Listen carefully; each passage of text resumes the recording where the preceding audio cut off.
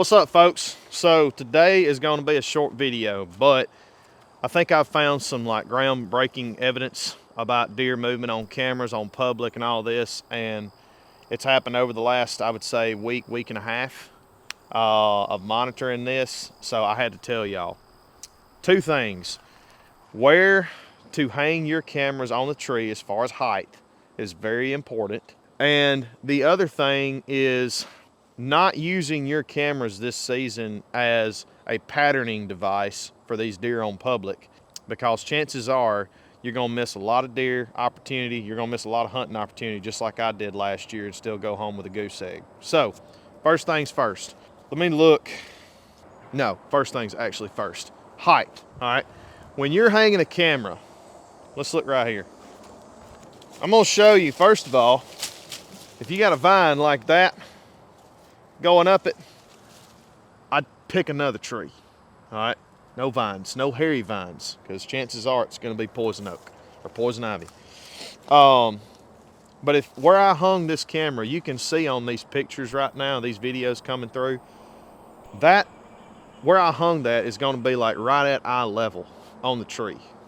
So those deer, when they walk up, especially at night, I'm not so worried about them seeing it during the daytime and freaking them out, but I am worried about them seeing it at night when they see that little green light flash right there.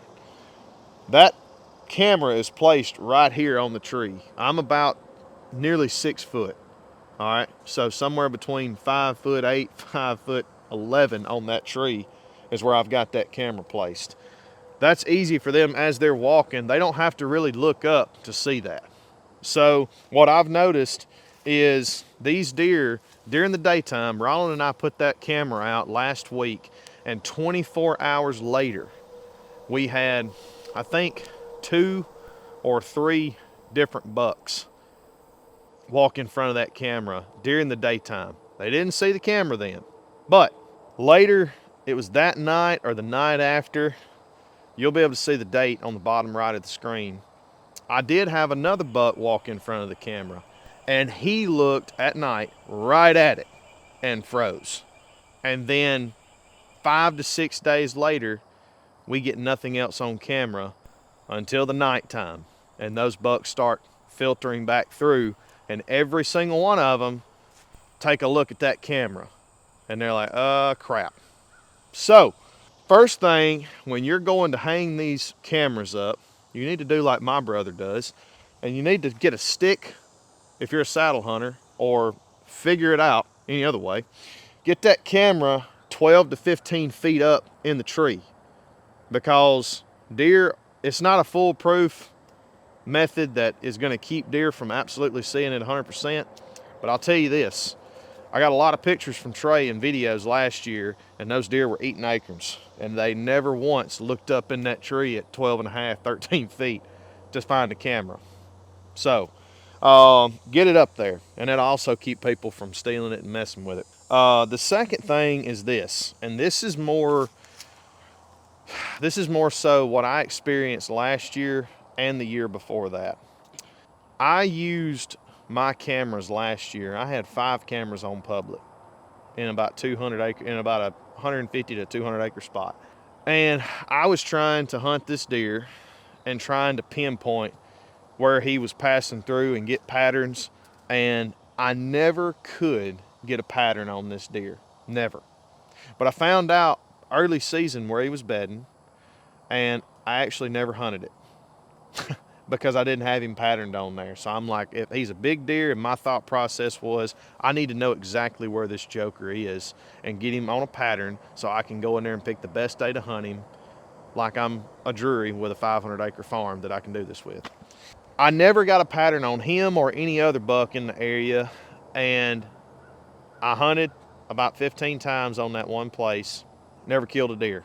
Never saw one of these bucks in that area. So what I've heard and what I'm going to implement this year is I am going to, now that I know where these bucks for sure are bedded, I like to hunt bedding areas, I'm going to hunt that, all right? But what I'm going to do next week, see, we've got about a month here, month and a half before season opener, October 1st. I'm gonna go ahead and take that camera off because it's not close to the rut here. So we're not gonna have a ton of new bucks show up. I know what's there. I know where they're bedding from. I know what wind to not hunt with there. And I'm just gonna get out there and hunt them. That's it. I'm using a camera this year to kind of tally up what's in the area. If there's a mature buck that I want to go after and hunt in there, there is. That's good enough for me. Not saying that you can't do this more on private land. You can, especially if you can feed these deer. But it's when I'm talking about cameras and public and stuff like that, you more than likely are going to have to use them as just a tally marker. Figure up what's in the area. Is there something there that you want to hunt? As soon as you find that out, you need to take that camera down and get those deer used to that camera not being there. Because all it's going to do is keep you up at night, wonder where this deer went, and probably he went 5 yards behind the darn thing, just didn't walk in front of it. So I'm telling y'all this because this is the mistakes that I've made. Do like my daddy said, son, don't do what I've done. Let's make some new mistakes, okay? And then I would also say, you know, we're out here right now under, well, this is the wrong tree. This is sweet gum. Don't hunt under sweet gum trees. All right, but right here, this white boy got hops. You see that? Like 8 feet. But anyway, this, if you see something like this, is a white oak. And the bark looks just like that, okay? Or just like that. We can see right here, oh, that was higher. I touched the leaf. All right, so you're just gonna have to come over here because I can't jump that. You know what? Work smarter, not harder. That right there, it ain't fully formed yet. They ain't done growing. These acorns, they'll get about 2 to 3 times that size, that long. They'll be out to about right there. This is your best acorn tree in the woods. If you can find white oaks with acorns on them, I'm telling you right now, I could come in here. I've got a corn feeder 60 yards from me right here. I could come in here in my saddle and climb one of these trees, and October the 1st, this is where I could kill a buck, right here. They're gonna come and eat white oaks way more than they will go out there and eat corn.